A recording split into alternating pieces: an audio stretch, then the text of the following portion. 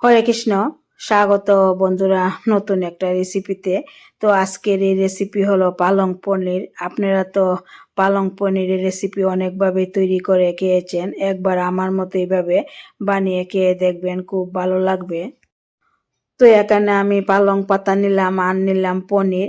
তো পালং পাতাগুলো মিক্সি জারে খুব ভালোভাবে পেস্ট করে নেব, আর পনিরগুলি আমি একটা কাটার দিয়ে এইভাবে গ্রেট করে নিতে হবে। আপনারা চাইলে হাতেও মেখে নিতে পারেন। এবার এই পনিরের মধ্যে ধনেপাতা কুচি, অল্প কয়েকটা কাঁচা লঙ্কা কুচি, গাজর কুচি দিয়ে দিলাম, পরিমাণ মতো লবণ দিয়ে দিলাম। দিয়ে দেওয়ার পর খুব ভালোভাবে হাত দিয়ে মেখে নিতে হবে। তো এইভাবে কিন্তু মেখে নিলাম।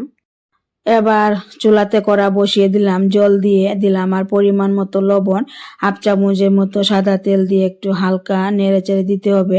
আর এখানে আমি এই বাটির মাপ করে 1 বাটি ময়দা নিলাম, ময়দা দিয়ে একটু হালকা নেড়েচেড়ে এরপর পেস্ট করা এই পালংয়ের পেস্টটা দিয়ে দিতে হবে। দিয়ে দেওয়ার পর খুব ভালোভাবে মেখে একটা ডুয়ের মতো করে নিতে হবে। এরপর নামিয়ে নিতে হবে। নামিয়ে নেওয়ার পর কিছুক্ষণ ঠান্ডা হয়ে আসলে এরপর এই ডোটা রুটির মতো করে মেখে নিতে হবে, হাতে একটু তেল মাখিয়ে নিতে হবে। তো এবার আমি রুটির মতো করে মেখে নিলাম। এই ডোটা এবার একটা বেলুন চাকির মধ্যে নিলাম, নেওয়ার পর আবারও একটু হালকা মেখে এইভাবে কয়েকটা লেচি করে নিলাম। এর মধ্যে একটা লেচি নিয়ে এইভাবে গোল করে এরপরে লম্বা করে নিলাম। এবার এইভাবে লম্বা করে বেলে নেব। তো আমি এইভাবে লম্বা করে বেলে নিয়েছি। বেলে নেওয়ার পর এই পনিরের পুরটা এই রুটির মধ্যে দিয়ে দেব। দিয়ে দেওয়ার পর রুটিটা এইভাবে একটু উল্টিয়ে দেব। উল্টিয়ে দেওয়ার পর এরপর এইভাবে একটু চেপে চেপে দিতে হবে যাতে পুরটা বেরিয়ে না আসে। এবার এই বাড়তি অংশটা একটা ছুরি দিয়ে কেটে নেব। তো এইভাবে আমি কেটে নিলাম। কেটে নেওয়ার পর এবার এইভাবে একটু রাউন্ড করে গোল গোল করে এইভাবে বলে নিব। আমি যেভাবে দেখাচ্ছি ঠিক সেইভাবে করে নেবেন। তো এইভাবে কিন্তু আমি করে নিলাম, সবগুলো আমি এইভাবে বানিয়ে নেব।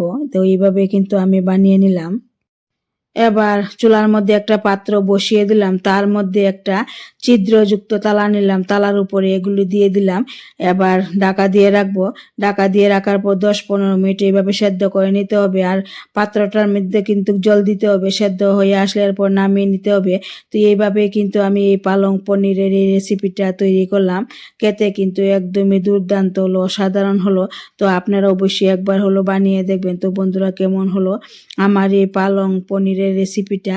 যদি ভালো লাগে অবশ্যই একটা লাইক দিবেন, শেয়ার করবেন, আর আপনারা একবার হলে এইভাবে বানিয়ে নিয়ে দেখবেন, খুব ভালো।